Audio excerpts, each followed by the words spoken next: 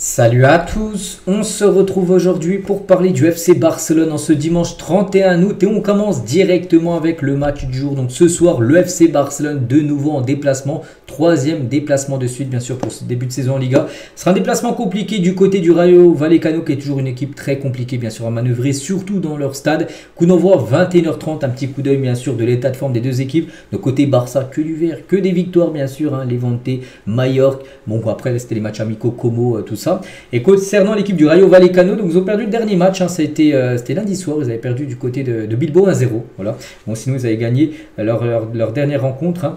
Voilà. Concernant bien sûr l'état de forme des deux équipes et concernant les dernières confrontations entre le Barça et l'équipe du Rayo, donc le dernier match s'est joué le 17 février dernier, c'était à Barcelone. Le Barça avait galéré mais s'est imposé 1-0 comme au match aller, victoire de 1, c'est que le Barça a pris 6 points sur 6 saison dernière. Mais voilà, c'est une équipe bien sûr redoutable. Par exemple, il y a 2 ans, le Barça avait été accroché bien sûr du côté du Rayo Vallecano. Regardez en 2023 là, victoire du Rayo 2-1 bien sûr contre le FC Barcelone. Donc voilà, c'est toujours bien sûr une équipe compliquée, une équipe coriace dans leur stade. Donc voilà, bien sûr concernant la rencontre du jour, mais bon, il va falloir bien sûr s'imposer pour partir, on va dire, serein lors de cette trêve internationale. On continue les gars avec ça. Regardez à quoi devrait ressembler le futur maillot domicile 2026-2027 du Barça. Donc là, vous le regardez, vous dites, mais c'est le maillot de la saison dernière. Donc oui, il devrait beaucoup ressembler au maillot de la saison dernière, le futur maillot domicile de la saison prochaine. Voilà. Bon, c'est les premières fuites. Après, est-ce que ça sera ça, sûr et certain? J'en sais rien. Mais si Footy Inline, qui est toujours très bien renseigné, dévoile que ça devrait ressembler à ça, c'est qu'il y a des chances que ça soit ça. Bon, si vous avez votre maillot de la saison dernière, le jetez pas. Mettez-le de côté parce qu'il pourrait devenir le maillot domicile bien sûr de nouveau de la saison prochaine. Bon, avec quelques bien sûr changements, peut-être le col est encore un peu changé, mais sinon globalement une partie rouge, une partie bleue et bien sûr le lecteur Spotify en plein milieu. On continue les gars, cette fois-ci avec cette info, les clubs ayant le salaire annuel le moyen le plus élevé par joueur. On peut voir que le Barça c'est la deuxième équipe qui paye le mieux ses joueurs en Europe. On ne prend pas en compte l'Arabie Saoudite où les salaires sont énormes, mais en Europe, dans les 5 gros championnats en Europe, et c'est le Barça qui paye, enfin le deuxième club qui paye le mieux ses joueurs derrière le Real. Le Real c'est plus de 11,2 millions à peu près le salaire moyen des joueurs. Le Barça c'est 7,91. On peut voir que le Barça, les joueurs sont mieux payés, on va dire, que du côté de City, que du côté du Bayern, que du côté du PSG qui a longtemps été premier avant quand ils payaient des salaires énormes à Messi, à Neymar, à Mbappé, tout ça. Donc depuis tous ces joueurs avec ces gros salaires sont partis, donc le PSG a descendu, mais le Barça paye, les joueurs sont bien payés. Voilà. Peut-être pour ça aussi que bien sûr le fair play financier, il faut faire attention parce qu'il y a quand même des gros salaires du côté du FC Barcelone. Preuve à l'appui. On continue les gars, on va parler de Ferran Torres. Donc la semaine dernière, c'est que j'ai oublié de le dire, donc je vais le dire aujourd'hui.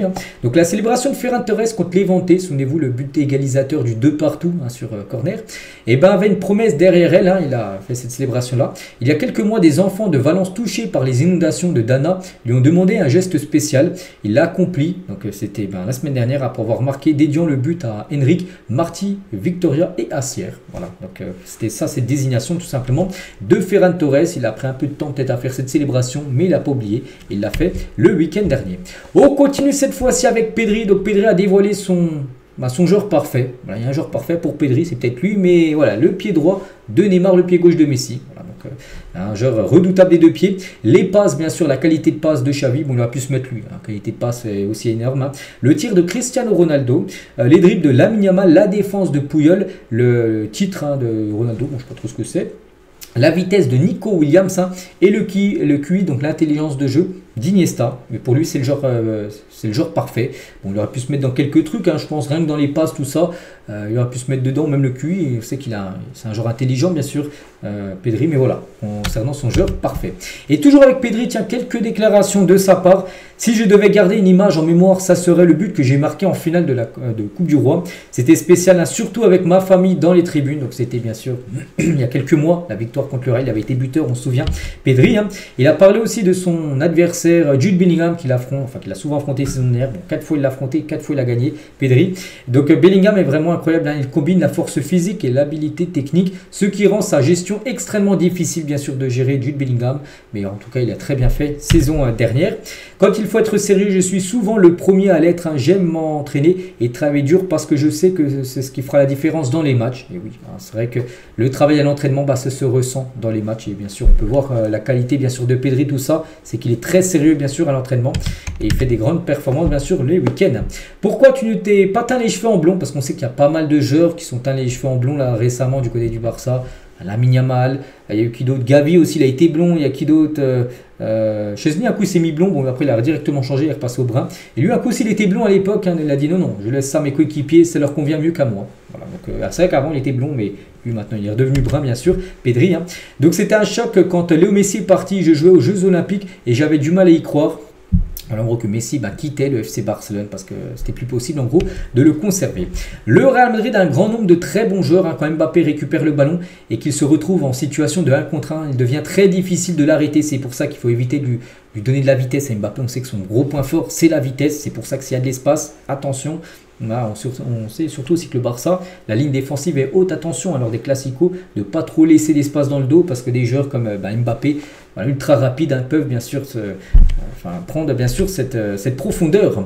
Ces jeunes joueurs sont arrivés à Barcelone alors qu'ils étaient enfants et portent en eux la philosophie du club. Ici, le style de jeu est ancré dès le plus jeune âge. Hein, c'est vrai que le Barça a ça.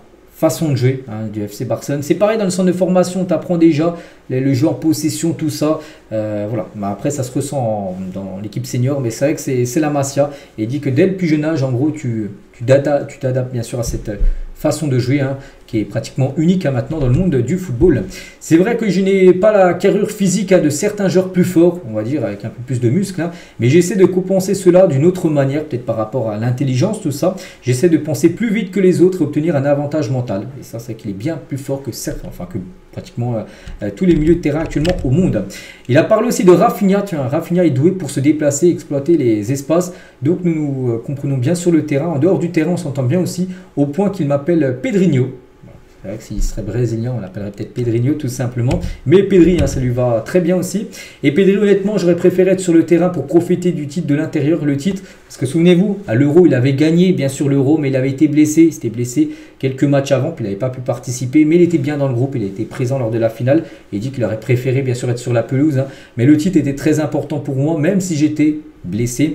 Mais j'ai ressenti de la douleur à ce moment-là parce qu'il aurait voulu faire partie de cette équipe tout simplement qui avait gagné l'Euro, hein, c'était il y a un an, bien sûr avec l'Espagne. Hein, et je me sens comme un joueur brésilien, donc Pedrinho. Hein. On entend souvent parler de ces joueurs qui jouent avec le sourire aux lèvres dans la rue ou sur les plages, juste pour le plaisir aux îles Canaries. C'est très similaire, nous nous amusons où que nous soyons. Voilà. Et ce n'est pas lui qui décide qui est le meilleur. Hein. Il y a des gens plus qualifiés pour juger en particulier.